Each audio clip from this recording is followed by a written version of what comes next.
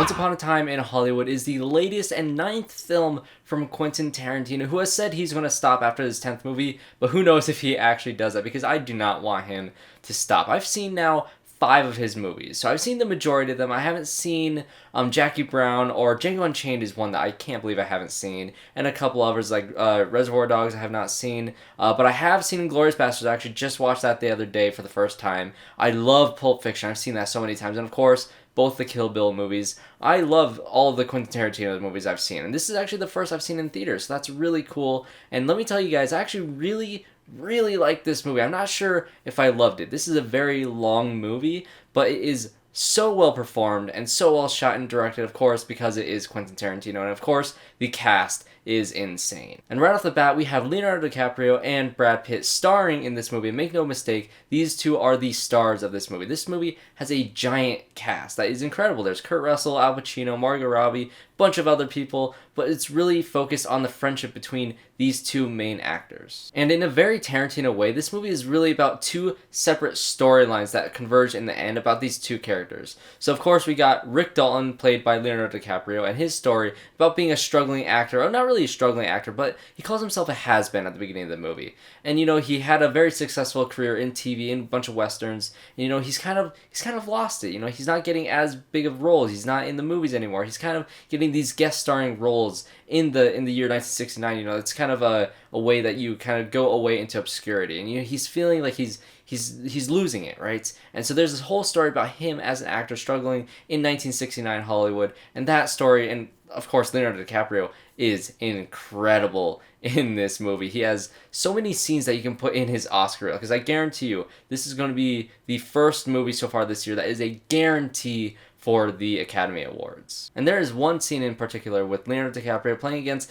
this young actress, Julia Butters, and they are incredible together. These two actors, this young actress with possibly one of the greatest actors of all time, playing off of each other so well. It is such a good scene. There's so many scenes like that with Leonardo DiCaprio in this scene where, or not in this scene, but in this sequence where he's, you know, an actor, he's Rick Dalton playing this Western character, this villain, and it is so good, so well shot and directed. I loved that entire sequence of them filming that show. It is incredible. And you can put really any scene that DiCaprio is in that one sequence, that one like 30-minute sequence for his Oscar reel. He's really just that good in this movie. And you can really say that the first half of this movie is all about Rick Dalton. It's really his story, and it kind of transitions very smoothly towards the middle of the movie into Cliff Booth's character, played by Brad Pitt, and he is incredible in this movie. I think even maybe a little bit more so than DiCaprio. I don't know. They are both incredible in this movie, and Brad Pitt, let me just tell you, he is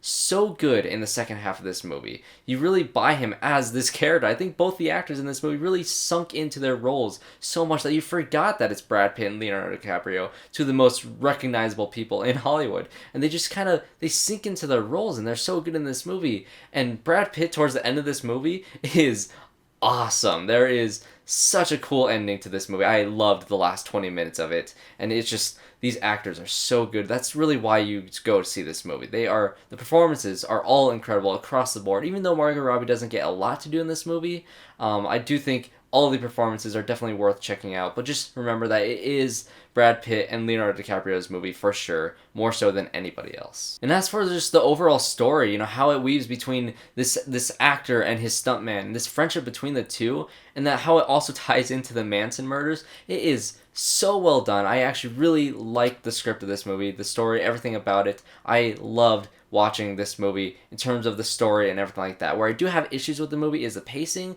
and that the fact that this movie is 2 hours and 41 minutes long, and you really feel it. And there's no getting around how long this movie is. There was a time about halfway through the movie where I checked my phone and realized that there was still like an hour and a half left, and yeah, it does take that long to kind of get going. It just feels long for the first 2/3 of the movie. You feel like it's like there's a knot in the middle of a string, right? And you're slowly pulling the string apart, and there's these two different things happening at the same time, and it slowly unwinds, and at the end, it all comes together into a straight line narrative. But it really does take its time to get to that point, and it feels like you're watching these these two storylines, you know, they seem like they're so separate at first, and they slowly converge together in such a great finale that I absolutely love, but it just takes its time to do so. And so I think a lot of people may have issues with how slow moving this movie is, and also the fact that this is a very, very Tarantino movie. Like, you know, he directed this movie from the first second that the movie starts. You know, I think Tarantino has a very distinct style, and you know his style so well in this movie. And every Tarantino-esque thing that he could possibly do and that he has done in the past is in this movie. So I think a lot of people could also have issues with Tarantino if you're not a fan of him and his style. This is definitely one of his movies, unapologetically, and you know, some people are going to like it and some people won't. But overall, the entire experience of watching this movie in theaters was so good for me, and like I said, this is the first Tarantino movie I've seen in theaters, so I have to give a shout out to the cinematographer, Robert Richardson, who did a great job. There's this one sequence where DiCaprio is trying to get his lines right? And so the camera's panning around this other actor that he's talking to, and then he gets his line wrong. So it goes back like that to reset, and the camera pans back, and it goes over when he gets his line correctly. It is so beautifully shot. I love the look of this movie, and it's Tarantino. You know, you can't go too wrong with Tarantino. So that is my review for Once Upon a Time in Hollywood. See for the performances. I guarantee you guys this will be a huge contender in this year's Oscars. Whether or not it wins